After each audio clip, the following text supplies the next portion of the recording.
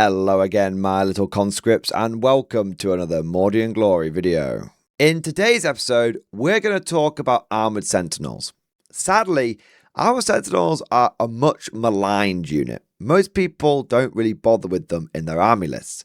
But the tides are turning, things are changing, and I think the Armoured Sentinel might actually be a bit of a hidden gem, and Guard players are sleeping on it right now. A bold statement to be sure. I'm going to need to back this up. So without further ado, let's mount up, roll out, and drive right into this thing. Attention Guardsmen, the Commissariat has detected you have not yet liked this video. Do so immediately or else you will face the Emperor's wrath. And anyone who has not yet subscribed to the channel will be transferred to the penal battalions. That is all. Move out! As is tradition, let's start the video off with a brief refresher course on the Armoured Sentinel. If you are an Imperial Guard veteran and you already know everything about this datasheet, then please feel free to skip ahead to the next part of the video using the timestamps down below. But if you are a fresh-faced conscript still green behind the ears, maybe you've just got into the Guard recently, then stick around, because this is going to contain some pretty helpful information. With all that said, let's get stuck in, and we'll begin with a look at the stat line. So in my opinion, Armoured Sentinels have a pretty unique stat line. Most Guard vehicles follow the same template, and it makes sense. A lot of Guard vehicles are built off fairly ubiquitous chassis, like the Chimera and the Lehman Russ chassis. But the Armoured Sentinel and Sentinels in general are actually a bit of an anomaly, and so they get a pretty cool stat line. They have a movement value of 8 inches, so it's a little slower than some of the other vehicles, but it's faster than your infantry. Their toughness 8, which again makes them a fairly light vehicle by Guard standards, but kind of makes them like a big infantryman. They're tougher than Bulgrin. When you sort of think about it, Armoured Sentinels are really halfway between infantry and tanks. But what is very tanky about them is the 2+ save. That's really nice. That's really good. Stick them in a bit of cover, and you're going to need some serious AP to start threatening that save. 7 wounds is a nice break point as well. Tends to mean that it takes a couple of proper las cannon shots to get through to take you out. Leadership 7 is fine, and objective control of 2 is nice. I could expect a unit like this to be OC1, but being OC2, pretty decent, can't complain. Overall, I find the Armoured Sentinel to be surprisingly durable. It's not going to hold up against any proper dedicated anti-tank, but any small arms, it's going to weather that no problem. And that toughness of 8 is quite an important breakpoint, because it means special weapons such as plasma, which are very, very common, are going to wound you on 4s rather than wounding you on 3s. It's also a pretty important breakpoint for a lot of melee weapons. You tend to find that if people have like a proper punchy melee weapon, something like a power fist or its equivalent, that they cap out at about strength 8. Of course, there are different attachments that can potentially affect that, but at a base level, a lot of power fists and thunder hammers and the similar weapons to those are strength 8. And that means they wound your Armoured Sentinels on 4s. Now that's okay, but wounding on 4s can be pretty swingy. And sometimes those 4-ups don't go your way. So Armoured Sentinels are very durable against small arms and some light special weapons, but they're not a proper hard tank, so dedicated anti-tank is going to start taking them down fairly quickly. Okay, that covers the stat line, but what about the unit composition, the weapons and war gear? Sentinels can be taken in either a 1-man unit or a 2-man unit. Each Sentinel comes with a multi-laser and a close combat weapon. The multi-laser is a frankly terrible weapon, and you should never, ever, ever take it. You should always swap it out. What do you swap it for? Well, you actually have a lot of different options available to you. You can swap the multi-laser out for an autocannon, a heavy flamer, a las cannon, a missile launcher, or a plasma cannon.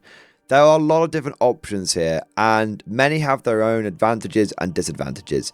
But for the sake of just cutting through the fog and just getting to the heart of the issue, my recommended weapon for the Armoured Sentinel is the las cannon. If in doubt, go big or go home and get more big punchy anti-tank in your army. However, I will say that an honourable mention definitely goes towards the plasma cannon as well.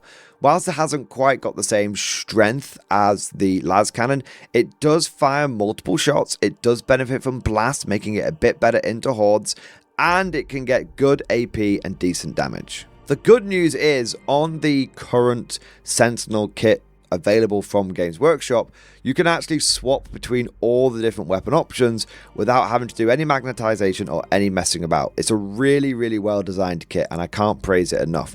So right now, the las cannon is the best option to go for, but when you're looking at your Sentinels, just make sure you keep those other weapons in your bits box, because when additions change or updates happen, other weapons might come in. Your Sentinel also does have two other upgrades. You can give it a Sentinel Chainsaw and a Hunter Killer Missile.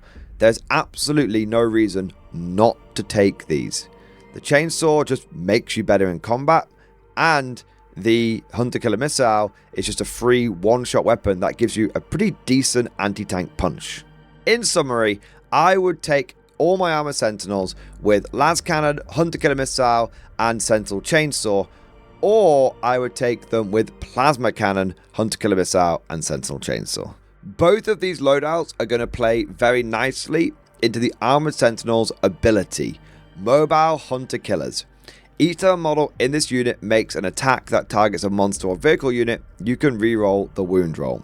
This ability works really nicely with las cannons and plasma cannons, because in the case of the las cannon, sure, typically you're going to be wounding most vehicles that you shoot on 3s. But there's always that critical moment when you roll a 1 or a 2. Just having that reroll in the bank gives you that peace of mind.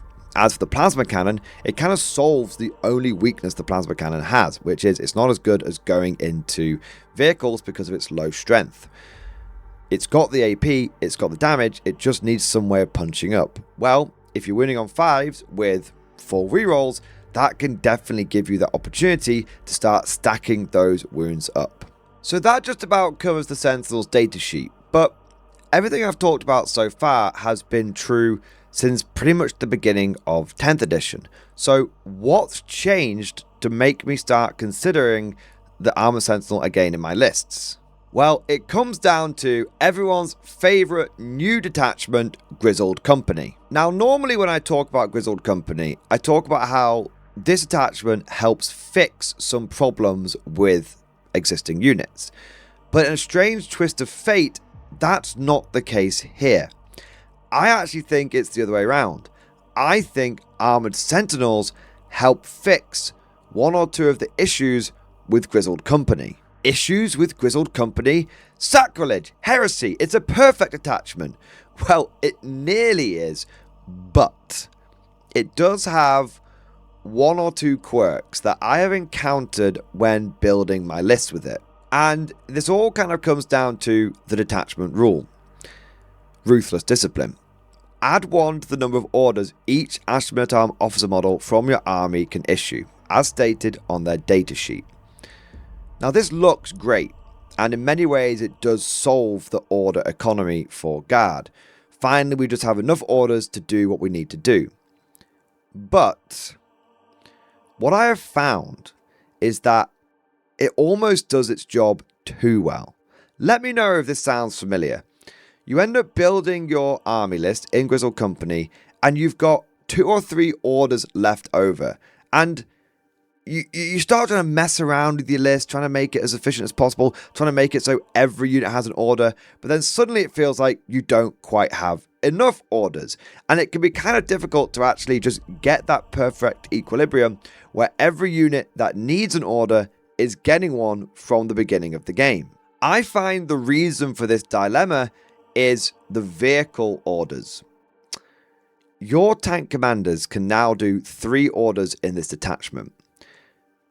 Taking one tank commander, whether it's Rogel Dawn or Lehman Russ, and then taking 2 other tanks isn't quite enough.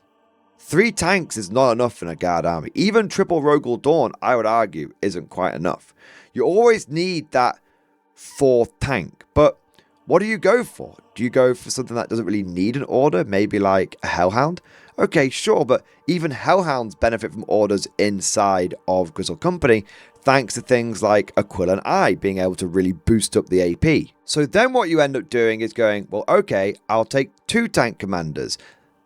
And then you have 6 tank orders, which is almost too many. Because you only really wanted about 4 or 5 tanks in your army. And now you've got 6 orders. And you feel like, okay, well, I'll take like 6 Leman Russes then. But that starts cutting into your points and starts unbalancing your list. And I know some Guard players are going to be like, no Mordian. That makes me want to take even more Leman Russes. There's no such thing as taking too many tanks in the Guard.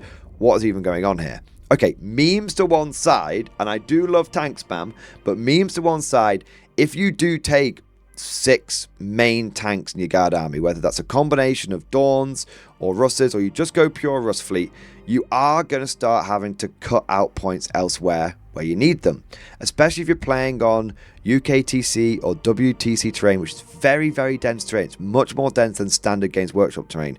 You end up taking more tanks, that cuts into your indirect fire budget, that actually ends up causing you to have issues in game and might actually cause you to lose games because you didn't have the ability to take out those ship munchers hiding on objectives, or taking out or softening those enemy units up before they hit you. Now I know what you're thinking, why not just have some spare orders left over? And you absolutely can do that, but perhaps it's just my OCD, perhaps it's just a tick I can't get rid of, but the idea of starting the game with too many orders, the idea of having that sort of inefficient order economy for starting the game just unbalanced, I just don't like it. I feel like you're not getting the most out of the detachment and you're kind of just building a slightly sloppy list. There are other alternatives, like maybe you go for the Lord Solar. He does do 4 orders now in this detachment, and 4 orders can be enough. It can be enough for your armored force. But the Lord Solar, especially if you take him in the Supreme Command Blob, can be expensive. And Guard points right now are very, very tight. I don't know if anyone else has noticed this, but sometimes it feels like I have to squeeze every point to get what I need into the list. And going down an expensive Lord Solar command brick can, once again, kind of railroad me in a certain direction or cause me to miss out in other areas of the list. To me, all of these problems can be solved by the inclusion of Armoured Sentinels. At time of recording, Armoured Sentinels are only 65 points. This is really cheap for a Guard armoured vehicle. This means that if you are like me and you like to take 2 tank commanders in your list, and that gets you 6 orders, rather than trying to max out on big tanks, you can instead just chuck in a cheeky Armoured Sentinel. And I'm not talking about putting 2 Armoured Sentinels in your list. There's this tendency for people to go, well, if I can take 1 Armoured Sentinel, I should take them in a squadron of 2. And I actually don't think that's the right way to approach this. If you take 2 Armoured Sentinels, that's 130 points. You might as well chuck a Hellhound in. What I'm talking about is you're getting towards the end of your list. You've got a few points left over. You're wondering how you want to fill that in whilst also being efficient with your order economy and also getting your list what it needs to do. Armoured Sentinels can solve all these. So they're cheap enough to be chucked in at the end of a list. They can receive tank orders, so they can soak up spare orders in your order economy. And also, they're pretty good action monkeys. Think about it. They're only 65 points. You can have them go out there and do a deploy teleporter Homer, or go out there and do a bit of engage in all fronts, and you don't really mind. Maybe you give them a bit of move and they just sprint up there. But they can do all of these sort of secondary jobs whilst at the same time being a genuine damage dealer. Having especially when they've still got the Hunter Killer, having like 2 proper anti-tank shots come out from the Las Cannon and the Hunter Killer missile, that's a strength 12 shot, a strength 14 shot, good AP, good damage on both of those, means that you can actually threaten some pretty big targets, and Armoured Sentinels can punch upwards. if they're receiving an order, which they should be, they're getting some spare orders knocking about, then they're going to be hitting on, let's say you're going for take aim, 3s rerolling 1s, and then against their ideal target, they're going to be also rerolling those wounds as well. Even if they're not shooting against their ideal target, if the enemy unit is on an objective, you get the reroll 1s to wound as well. All of this coming from the second part of the Ruthless Discipline detachment rule. What's also kind of cool about the Armoured Sentinel is that they have the regiment and the squadron keyword. So they can actually receive orders from infantry officers and tank officers. At this point, we've just been looking through this through the lens of soaking up tank orders, but it's entirely possible that you end up with a bunch of infantry orders left over. You've got platoon command squads now doing 2 orders, Castellans doing 3 orders. There's going to be plenty of orders knocking about, but finding cheap units which can actually be effective to soak those orders up is also a problem on the infantry side of things. Quick side note, I know I said you always want to go for las and plas on your Sentinels, but I do find it funny that the Armoured Sentinels missile launcher actually has the heavy keyword. I still think crack rockets are just inferior to las cannons and plas, but the fact that a Sentinel can hit on a 2 rerolling 1s and then have 4 rerolls to wound inside the Ruthless Discipline detachment rule is kind of cool. Also, I do think there is an honorable mention to the heavy flamer. I don't think it works so good with the mobile tank hunters rule because it's just not got the strength to really threaten vehicles, but it is AP -1, and you could combine that with a Quillen's Eye, if you've got a spare Quillen's Eye order going around, to actually give it AP -2, and it would have ignoring cover as well. I know we're going off on a tangent here, but I do think it's important to highlight all of the areas where the Armoured Sentinel benefits from this detachment and why it's kind of a hidden gem. We've also got Spec Ops Veteran. Now, this is an enhancement that can only go on an Astra Militarum infantry officer, and it unlocks an extra order, which is Move to the Shadows, which gives the ordered unit stealth. Now, stealth is -1 to hit when being shot at. And Sentinels can receive infantry officer orders. They've got the regiment keyword. So you could have a bunch of Sentinels which are -1 to hit. I'm not sure the best way to take advantage of that. Maybe you just have your lone Sentinel with a heavy flamer be a little bit harder for the enemy to deal with. Maybe you take maxed out Sentinels and build some sort of crazy can wall. Have a Castellan do like 3 move to the shadows on all his Armoured Sentinels. I'm not sure, but there's definitely some play there. And again, I think it's something which has been really overlooked by the Guard community. People just see Spec Ops Veteran and think, nah, that's not worth it. I'd rather always take a Quillen's Eye. But having some pretty tough Sentinels walking around with -1 to hit could be a nightmare for some armies to deal with. It's kind of like getting free smokescreen on 3 units. As for the stratagems, Armoured Sentinels benefit from these as much as any other unit, but I do feel like because they're quite cheap and there's probably bigger and badder things in your list, that stratagems are not going to be a top priority for the Sentinels. It is worth noting that you could shoot the Sentinels with take aim in your turn, and then maybe use snap to it to take advantage like Spec Ops Veteran in the enemy turn. It's worth noting that they could obviously benefit from no retreat and sticking objectives. Being able to get ignores cover on the Sentinels could be kind of cool as well.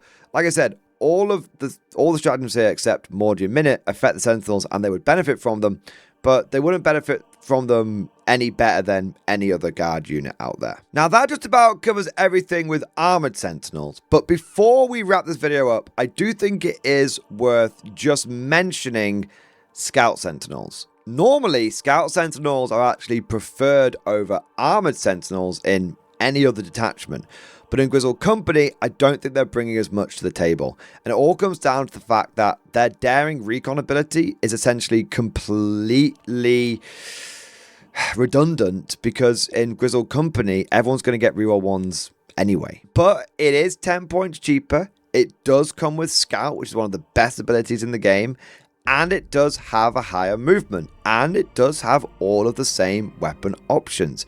And there is an argument to be made that we are in an elite infantry meta.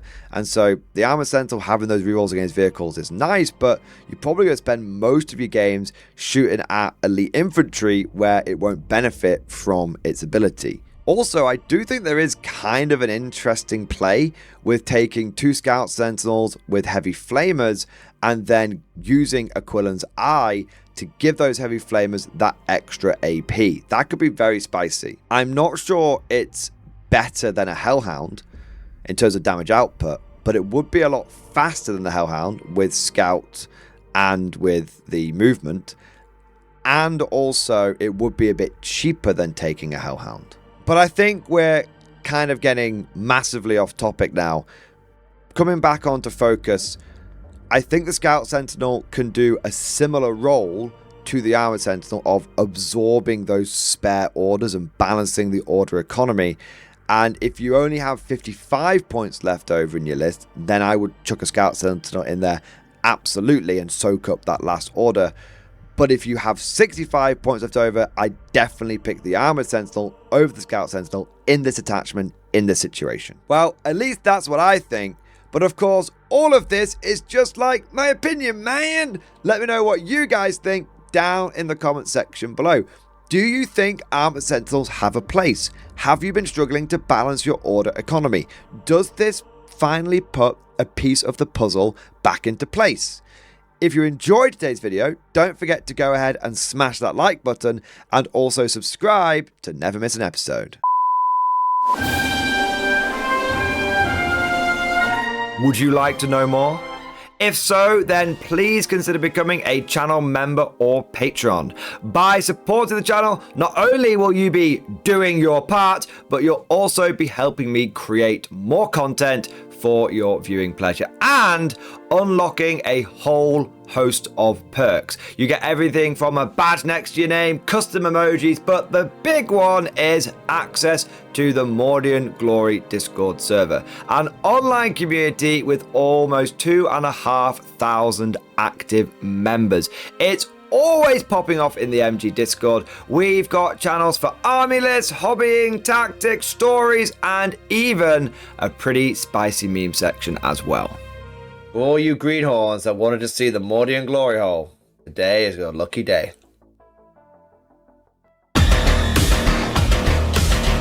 And joking aside, I do want to say a massive thank you to all of the current channel members and patrons.